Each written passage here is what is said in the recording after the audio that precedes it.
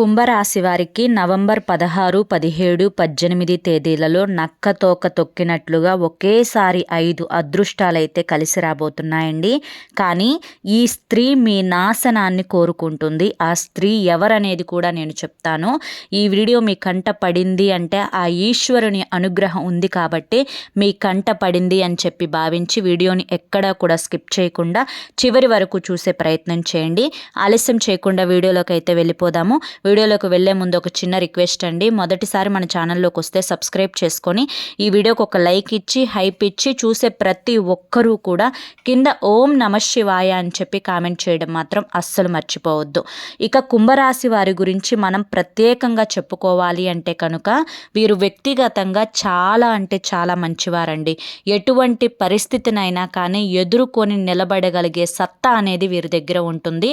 ముఖ్యంగా వీడియోలోకి వెళ్ళే ముందు చాలామంది కూడా చెప్పుకోలేనటువంటి సమస్యలతోటి సతమతం అయిపోతూ వాటిని ఎలా తీర్చుకోవాలో తెలియక ఇబ్బంది పడిపోతూ ఉంటున్నారు. అటువంటి వారి కోసం శ్రీ షిరిడి సాయిబాబా ఆశీస్సులతో జ్యోతిష్యం చెప్పబడును గురూజీ శివరామరాజు గారు.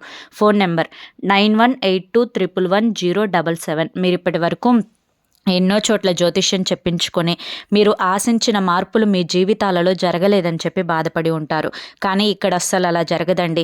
మీ సమస్యలు ఏవైతే ఉన్నాయో ప్రేమ, పెళ్లి, ఉద్యోగం, రాజకీయం, సంతానం లేక ఇబ్బంది పడుతున్నా, భార్యాభర్తల మధ్య గొడవలున్నా, అప్పుల సమస్యలున్నా, శత్రువుల సమస్యలున్నా అవేంటో మీరు గురువుగారికి వివరించి చెప్పినట్లయితే వాటికి తగిన పూజలు చేసి గురువుగారు మీకు రోజులలోనే పరిష్కారాన్ని చూపిస్తారు. గురువుగారు చెప్పింది చెప్పినట్లు 100కు 1000% జరుగుతుంది.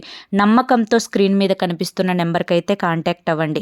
మాకున్నటువంటి ఎన్నో రకాలైన సమస్యలు కూడా గురువుగారు చేసిన పూజల వల్ల అవన్నీ తీరి ఈ రోజున మేము ఆనందంగా ఉంటున్నాము. అలాగే మీకు కూడా జరగాలి అంటే కాంటాక్ట్ అవ్వండి. ఇక ఆలస్యం చేయకుండా కుంభరాశి వారి గురించి అయితే చెప్పుకుందాం. వీరి గురించి మనం ఇప్పుడు వ్యక్తిగతంగా మాట్లాడుకుంటున్నాం కదా. అయితే ఇప్పుడు ప్రస్తుతం గురించి అయితే మనం మాట్లాడుకుందామండి. ఇప్పుడు ప్రస్తుతం రోజుల్లో కొంచెం వీరి యొక్క మానసిక స్థితి అనేది కొంచెం ఆందోళనకరంగా, అనుకున్న పనులు అనేవి అనుకున్నట్లు జరుగుతాయా లేదా అనే ఒక రకమైన టెన్షన్ తోటి ఎప్పుడూ కూడా పని గురించి ఎక్కువగా ఆలోచిస్తూ ఎక్కువగా యాంగ్జైటీకి, ఒత్తిడికి, ఒక రకమైన స్ట్రెస్కి గురైపోతూ ఉండడం.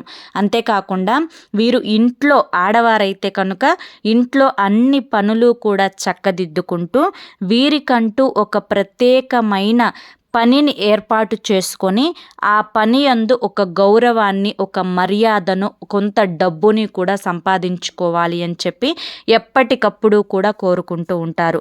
ముఖ్యంగా వీరి గురించి వ్యక్తిగతంగా మనం మాట్లాడేటప్పుడు వీరు చాలా పట్టుదల కలిగిన వ్యక్తులండి.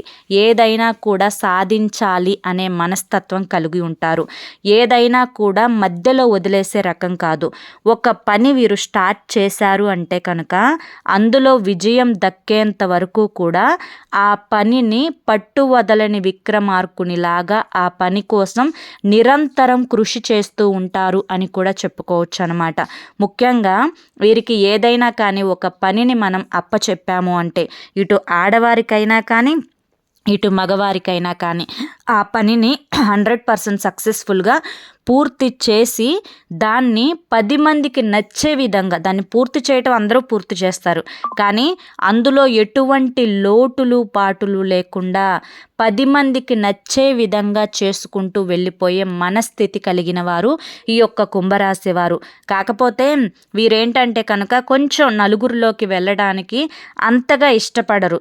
ఎందుకు ఇష్టపడరు అనే మాటకి వస్తే నలుగురు కూడా మనకు ఏ విధంగా సహాయపడతారు, ఏ విధమైన మనకి సహాయం చేయనప్పుడు ఆ నలుగురితో మనకు పనేంటి, మనకి హెల్త్ బాగోలేనప్పుడు లేదా ఏదైనా కష్టమైన పరిస్థితి వచ్చినప్పుడు మనకి ఆపదలో ఆదుకొని ఆ నలుగురి కోసం సమయాన్ని ఎందుకు వృధా చేసుకోవాలి అని చెప్పి ఆలోచించుకుంటూ ఉంటారనమాట. నిజానికి వీరి పాయింట్ కరెక్టే అయినప్పటికీ కూడాను ఎప్పుడూ కూడా అదే పాయింట్కి స్టిక్ ఆన్ అయి ఉండరు.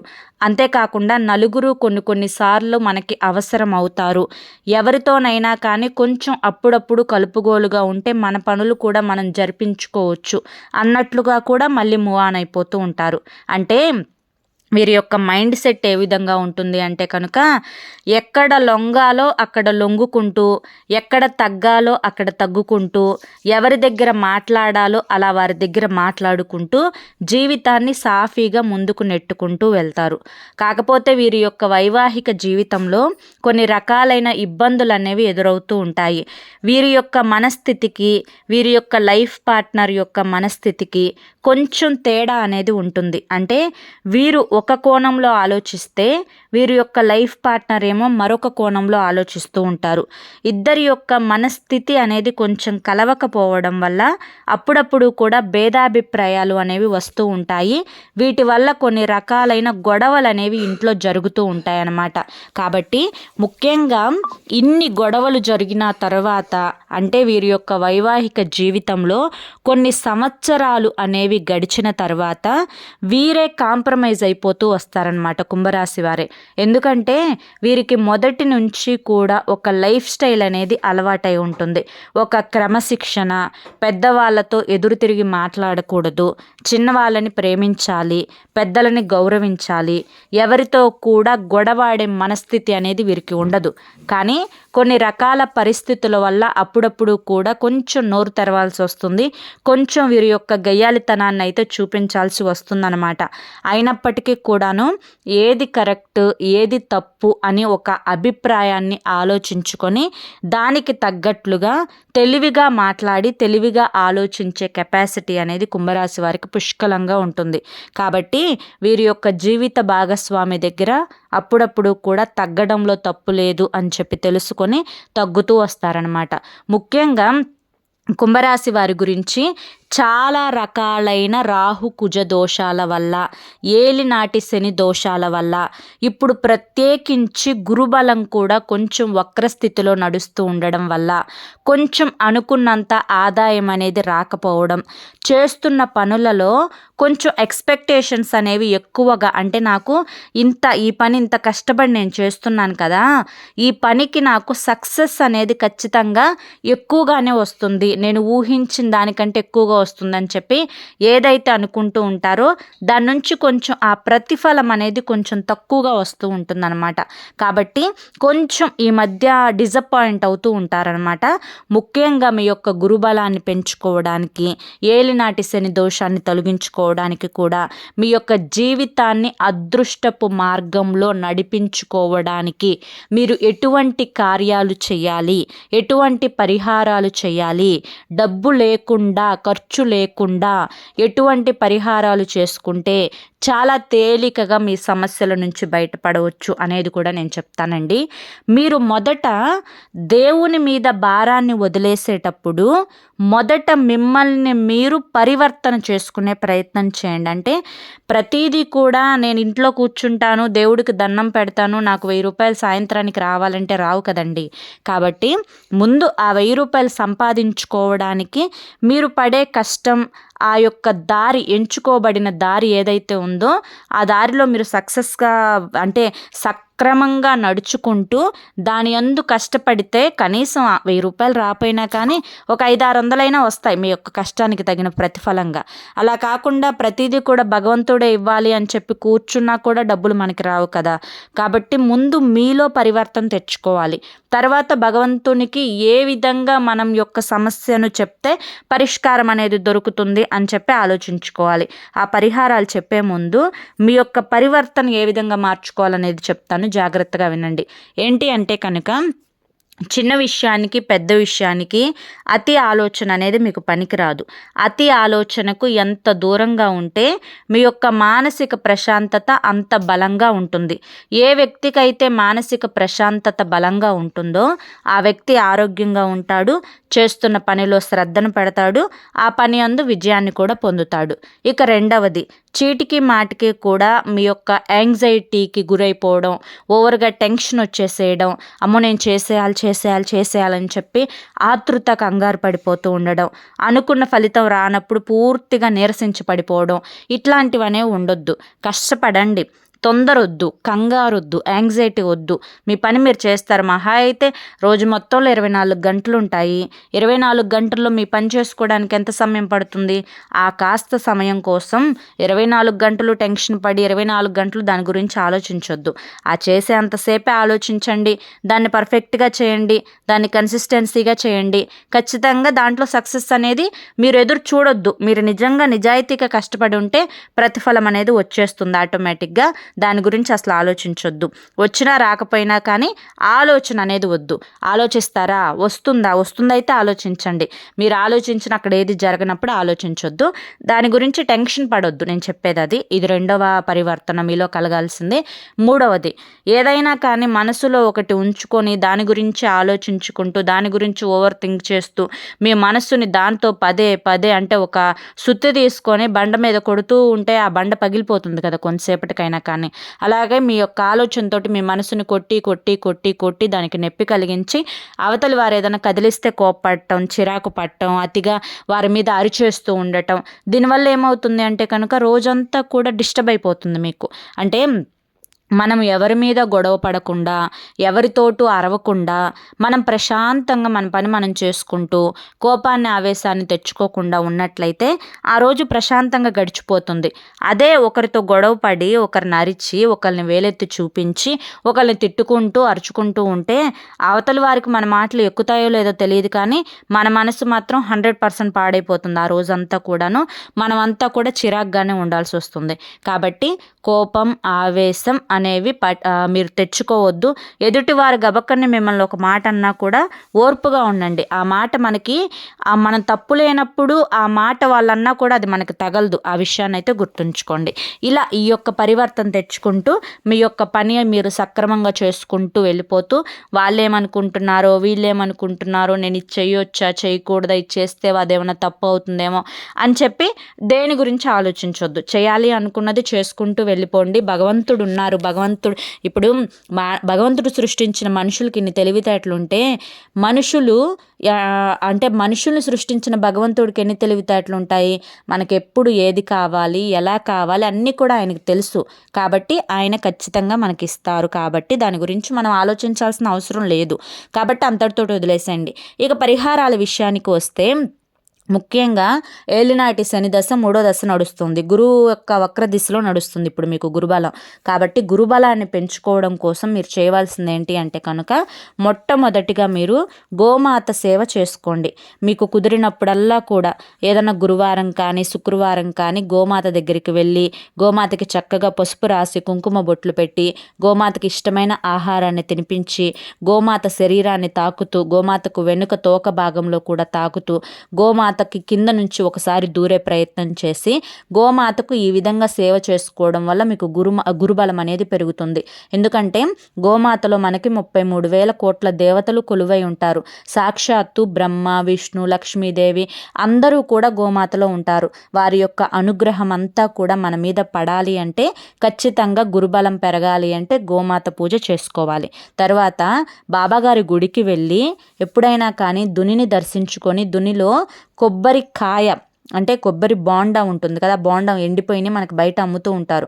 ఆ బోండాన్ని తీసుకొని కాలే దునిలో వేయండి. ఈ విధంగా కాలే దునిలో వేయడం వల్ల మీరు ఎటువంటి గ్రహ దోషాలతోటి బాధపడుతున్నా అవన్నీ కూడా పూర్తిగా భస్మం అయిపోయి గురుబలం అనేది మీకు కలుగుతుంది. నిత్యం కూడా బాబాగారి ముందు ఆవు నెతితో దీపారాధన చేయడం వల్ల కూడా మీకు గురుబలం పెరుగుతుంది. ప్రత్యేకించి ఏలినాటి శని 3వ దశలో మీకు మంచి జరుగుతుంది, చెడు జరుగుతుంది అని మాత్రం అనుకోవద్దు. కాకపోతే మీరు మంచిగా ఉండాలి, మంచి పనులు చేయాలి, ఎదుటి వారి గురించి చెడుగా ఆలోచించొద్దు, వారికి చెడు చేయాలి అని చెప్పి ప్రయత్నించవద్దు. మీరు ఎదుటి వారికి మంచి చేస్తూ ఉంటే ఆటోమేటిక్గా మీకు మంచి అనేది కలిసి వస్తుంది. కాబట్టి ఈ విషయాలు మీరు గుర్తుంచుకోవడం వల్ల మీకు ఏలినాటి శని దోషం కూడా తగ్గుతుంది. కాకపోతే మీరు గుర్తుంచుకొని ఏదైనా కానీ ఒక 3 సోమవారాలు శివాలయానికి వెళ్ళి శివునికి ఆవు పాలతోటి మీ చేతులతో కుదిరితే మీ చేతులతో పాలాభిషేకం చేసే ప్రయత్నం చేయండి. ఎందుకంటే బోలాశంకరుడు అభిషేక ప్రియుడు. మీరు అభిషేకం చేసి మీరు కోరిన కోరిక ఏదైతే ఉంటుందో ఆ కోరిక అడిగితే ఖచ్చితంగా ఆ శంకరుడు లేదు కాదు అనకుండా ఇచ్చేస్తారనమాట. మీకున్నటువంటి ఎటువంటి దోషాలైనా కూడా తొలగిపోయి గురుబలం అనేది పెరుగుతుంది. ఎందుకంటే ఈశ్వరుణ్ణి మించి ఈశ్వరుణ్ణి కాదని ఏ శక్తి కూడా మనల్ని ఏది చేయలేదు అన్న విషయాన్ని గుర్తుంచుకోండి. ఇక ముఖ్యంగా మీకు ఒకేసారి కలిగే 5 అదృష్టాలలో మొట్టమొదటిది వచ్చేసి, మీకు ఏదైతే గురుబలం లేదు, వక్రదిశలో ఉంది, మీకు గురుబలం అనుకూలించదు అని చెప్పి అనుకుంటున్నారో మీరు చిన్న చిన్న పరిహారాలు చేసుకొని మీ యొక్క కష్టాన్ని కనుక కాస్తంత పెంచుకోగలిగి మీ యొక్క పనులలో కనుక మీరు నిజాయితీగా ఉండగలిగి కొంచెం శ్రమ పడగలిగితే ఆ గురుబలం కారణంగానే మీకు మీరు చేసే పని అందు అధిక ధనం వచ్చే అవకాశం అయితే ఉంటుంది. ఇది మొదటి అదృష్టం. ఇక రెండవ అదృష్టం ఏంటి అంటే కనుక మీ యొక్క కుటుంబ సమస్యలు అనేవి చాలా వరకు కూడా తొలగిపోబోతున్నాయి. అంటే కుటుంబంలో గతంలో భార్యాభర్తల మధ్య గొడవలు జరిగి ఉన్నా, పిల్లల మధ్య మనస్పర్ధలు వచ్చి ఉన్నా, పెద్దలకి పిల్లలకి గొడవలైనా కానీ, పిల్లలు చెప్పిన మాట వినకపోవడం వల్ల పెద్దలు మనస్తాపాన్ని చెంది ఉన్నా కానీ, ఇలా పిల్లలు అనారోగ్య సమస్యలతో ఉన్నా కానీ, ఇటువంటి ప్రాబ్లమ్స్ అన్నీ కూడా కుటుంబ పరంగా క్లియర్ అయిపోతున్నాయి. అంటే మనకి కావాల్సింది కుటుంబం బాగే కదండి. కుటుంబం మనకి సహకరిస్తుంది, కుటుంబం సంతోషంగా ఉంటుంది, కుటుంబానికి ఏ దిగులు ఉండదు అంటే అంతకంటే అదృష్టం ఏముంటుంది చెప్పండి. ఇది రెండవ అదృష్టం. ఇక మూడవ అదృష్టం ఏంటి అంటే కనుక పిల్లల పరంగా మీరు ఒక గుడ్ న్యూస్ని అయితే వినబోతున్నారు. ఒకవేళ మీ పిల్లలు ఏదైనా కానీ చదువును పూర్తి చేసి జాబ్ సెర్చింగ్లో ఉంటే వారికి మంచి ఉద్యోగం అవకాశాలు అయితే రాబోతున్నాయి. వారి యొక్క ఉద్యోగంలో అధిక ధనాన్ని సంపాదించబోతున్నారు. ఒకవేళ చదువుకునే పిల్లలైతే మాత్రం మంచిగా పరీక్షలు రాసి మంచి మెజారిటీని అయితే సంపాదించబోతున్నారు. లేదంటే కనుక ఏదన్నా వృత్తిలో ఉన్నా కానీ అంటే వ్యాపారాలు చేసుకుంటున్నా కానీ వారికి అందులో సక్సెస్ అనేది వస్తుంది. ఏదో ఒకటి పిల్లల పరంగా అయితే ఒక గుడ్ న్యూస్ అయితే వస్తుంది. వివాహం జరగని వాళ్ళకి వివాహం కుదరటమో, లేకపోతే సంతానం లేని వారికి సంతానం కలగటమో, ఇలా ఏదో ఒక రకంగా ఒక గుడ్ న్యూస్ అయితే వింటారండి. ఇది ఖచ్చితంగా జరిగి తీరుతుంది. ఇది మూడవది. ఇక నాలుగవది ఏంటి అంటే కనుక ముఖ్యంగా ఒక స్థలం అనేది మీరు ఎప్పటి నుంచో కూడా కొనాలి అని చెప్పి అనుకుంటున్నారు. లేదా ఏదైనా కానీ కోర్టు సమస్యలలో వివాదాలలో ఉన్న స్థలం అనేది దక్కదేమో అని చెప్పి కంగారు పడుతూ ఉన్నారు. దానికి సంబంధించి ఏదైనా పొరపాటు జరుగుతుందేమోనని ఆందోళన చెందుతూ ఉన్నారు. అటువంటి స్థలం భూమైనా కానీ, లేదంటే వ్యవసాయం చేసుకునే పొలమైనా కానీ, లేదంటే ఏదైనా ఫ్లాట్ అయినా కానీ, ఏదైనా కానీ ఒక స్థలం అనేది మీకు దక్కబోతుంది. ఇది నాలుగవ అదృష్టం. ఇక ఐదవ అదృష్టం ఏంటి అంటే కనుక ఏదైనా ఒక వాహనాన్ని కొత్త సంవత్సరం నాటికి కొనాలి అనుకుంటున్నారండి. అది స్కూటీ అయినా కానీ, లేదంటే బైక్ అయినా కానీ, బుల్లెట్ అయినా కానీ, కార్ అయినా కానీ, లేకపోతే ఇంకా ఏదైనా వృత్తికి సంబంధించి కొనుక్కోవాలి అనుకుంటే చిన్నపాటి ఆటోనైనా కానీ, ఏదైనా కానీ ఒక వాహనాన్ని అయితే కొనాలి అనుకుంటున్నారు. దాని ద్వారా కూడా మీకు అదృష్టం కలిసి రాబోతుంది. ఇలా 5 అదృష్టాలు ఒకేసారి మీ జీవితంలో ఈ యొక్క కొత్త సంవత్సరం నాటికి రాబోతున్నాయి. ఇకపై ఈ 5 అదృష్టాలు దక్కించుకోవాలి అన్న మీ చేతుల్లోనే ఉంది. ఇవి దక్కితే మాత్రం నిజంగా నక్కతోక తొక్కినట్లే అని చెప్పి చెప్తాను. కానీ ఒక స్త్రీ కారణంగా నష్టం జరగబోతుంది. ఆ స్త్రీ మీ వెన్నంటే ఉండే స్త్రీ. మీకు ఎప్పటికప్పుడు కూడా గొడవలు జరగాలి అని, తగువులు పెరగాలి అని, మీ దగ్గర డబ్బు నాశనం అవ్వాలి అని, మీరు ఎక్కడికి వెళ్తున్నారు, ఏం చేస్తున్నారు, ఏ అనారోగ్య సమస్యలు వస్తున్నాయి, ఏ హాస్పిటల్కి వెళ్తున్నారు, ఏం కొనుక్కోవడానికి వెళ్తున్నారు, ఏం తింటున్నారు, ఎలా తిరుగుతున్నారు, ఏ బట్టలు ధరిస్తున్నారు, ప్రతిదీ కూడా మీకంటే వారికే ఎక్కువ తెలుస్తూ ఉంటుంది. వారే ఎక్కువగా గమనిస్తూ ఉంటున్నారు. కాబట్టి ఆ స్త్రీ మీ కుటుంబ సభ్యులలో ఒకరు, రక్త సంబంధం కాదు, బయట వ్యక్తులు, కానీ మీ తోటి వారే కాబట్టి, మీకంటే కొంచెం పెద్ద వయసు ఉన్నవారు కాబట్టి ఆ స్త్రీతోటి జాగ్రత్తగా ఉండండి. మీ కుటుంబంలో ఉన్న వ్యక్తే తనతో ఎంతవరకు ఉండాలో అంతవరకే ఉండండి. అతిగా మాట్లాడొద్దు, ఏవి కూడా చెప్పొద్దు, కష్ట సుఖాలు పంచుకోవద్దు, లాభ నష్టాల గురించి చెప్పొద్దు, ధనం బంగారం గురించి చెప్పొద్దు. ఏది కూడా చెప్పకుండా ఉంటేనే చాలా వరకు కూడా నరదిష్టి అనేది తొలుగుతుంది. ప్రత్యేకంగా నరదిష్టి అంటే గుర్తుకొచ్చేదే కుంభరాశి వారు. వీరి మీద విపరీతమైన నరదిష్టి. వీరు చూడటానికి కూడా చాలా అందంగా చక్కగా ఎదుటి వారిని ఆకర్షించే తీరులో ఉంటారు. కాబట్టి మొదట చూసిన వెంటనే కళ్ళు వీరి మీద పడిపోతూ ఉంటాయన్నమాట. ప్రతిరోజు రాత్రి పడుకునేటప్పుడు రాళ్ళ ఉప్పుతో దిష్టి తీసివేసుకుంటూ ఉండండి. ప్రతి అమావాస్యకు ఎర్రనీళ్ళతో దిష్టి తీసివేసుకుంటూ ఉండండి. బయటికి వెళ్ళేటప్పుడు అరికాలులో కాటిక చుక్క పెట్టుకోండి. నుదుటిన కుంకుమ మాత్రం, సింధూరం మాత్రం మర్చిపోవద్దు. ఇటువంటి చిన్న చిన్నవి చేసుకోవడం వల్ల నరదిష్టి నుంచి చాలా వరకు కూడా బయటపడవచ్చు. ఈ 3 రోజుల్లో కూడా మీకు వృత్తిపరంగా, ఉద్యోగపరంగా, వ్యాపార పరంగా, చిన్న పెద్ద బిజినెస్ల పరంగా, రియల్ ఎస్టేట్ వారికి, రాజకీయ రంగంలో ఉన్నవారికి, సినీ రంగ పరిశ్రమల్లో ఉన్నవారికి, విద్య వైద్య రంగంలో ఉన్నవారికి, అన్ని రంగాలలో ఉన్నవారికి కూడా అనుకూలంగానే ఉంటుంది. కాకపోతే కష్టపడాలి అన్న విషయాన్ని గుర్తుంచుకోండి. కుటుంబ పరంగా బాగుంటుంది, ఎటువంటి ఇబ్బందులు ఉండవు. ఇక లవర్స్ ఎవరైతే ఉన్నారో కొన్ని డిస్టర్బెన్స్ అయితే వస్తాయండి. ఈ యొక్క కుంభరాశి వారికి ఎదుటి వారి యొక్క ప్రవర్తన నచ్చకపోవడం వల్ల కొన్ని క్వశ్చన్స్ అనేవి అడగటం వల్ల కొంత ఎడబాటు అనేది వస్తూ ఉంటుంది. కాబట్టి ఏది సరైన పార్ట్నర్షిప్ అని చెప్పి చూసి అడుగు ముందుకు వేయండి. అమ్మాయిలు మాత్రం చాలా జాగ్రత్తగా ఉండండి. ఈ రోజుల్లో మోసాలు అనేవి ఎక్కువగా జరుగుతున్నాయి. ప్రేమ అన్న పేరుతోటి మన దగ్గరికి వచ్చి మనల్నే మోసం చేసి ముంచేసి వెళ్ళిపోతూ ఉంటున్నారు. కాబట్టి అమ్మాయిలు చాలా జాగ్రత్తగా ఉండాలి. ఆ విషయంలో మాత్రం నేను మళ్ళీ నొక్కి చెప్తాను, ఓకేనా. ఇక ముఖ్యంగా ఈ యొక్క 3 రోజుల్లో మీరు ఒకరోజు ప్రయాణం తగిలే అవకాశం ఉంది. బంధుమిత్రులను కలుస్తారు. బంధుమిత్రుల కలయిక అనేది మీకు సంతోషాన్ని ఇస్తుంది, ఆనందాన్ని ఇస్తుంది. ఇక ఈ 3 రోజుల్లో ఎవరి విషయాల్లో తలదూర్చకండి. ఎదుటి వారి యొక్క అంటే ఏదైనా గొడవలు పడుతున్నా కానీ మధ్యలో నేను వెళ్ళి సలహా చెప్దామే అట్లా ఎవరి విషయాల్లో తలదూర్చొద్దు. మీ పని మీరు చూసుకోండి. మీ యొక్క వర్క్ పట్ల శ్రద్ధను చూపించండి. ఎక్కువగా ఆలోచించొద్దు, స్ట్రెస్ అవ్వద్దు, కంగారు పడొద్దు, ఆందోళన తెచ్చుకోవద్దు. హెల్దీ ఫుడ్ తింటూ ఆరోగ్యంగా ఉండండి, ఆనందంగా ఉండండి. అర్థమైంది కదా. మరి కుంభరాశి వారికి ఈ వీడియో నచ్చింది అనుకుంటున్నాను. నచ్చింది అనిపిస్తే ఈ వీడియోకి ఒక లైక్ ఇవ్వండి. లైక్ ఇచ్చిన వెంటనే హైప్ అని వస్తుంది, హైప్ ఇవ్వండి. మొదటిసారి మన ఛానల్లోకి వస్తే మన ఛానల్ని సబ్స్క్రైబ్ చేసుకొని సపోర్ట్ చేయండి. కింద ఓం నమః శివాయ అని చెప్పి కామెంట్ చేయడం మాత్రం మర్చిపోవద్దు. రేపు మరొక మంచి వీడియోలో మళ్ళీ కలుసుకుందాం. అంతవరకు కూడా పరమేశ్వరుని ఆశీస్సులు అనేవి మీ మీద, మీ కుటుంబ సభ్యుల మీద ఎల్లకాలం ఉండాలి అని చెప్పి మనస్ఫూర్తిగా కోరుకుంటూ సర్వేజన సుఖినో భవంతు. ధన్యవాదములండి.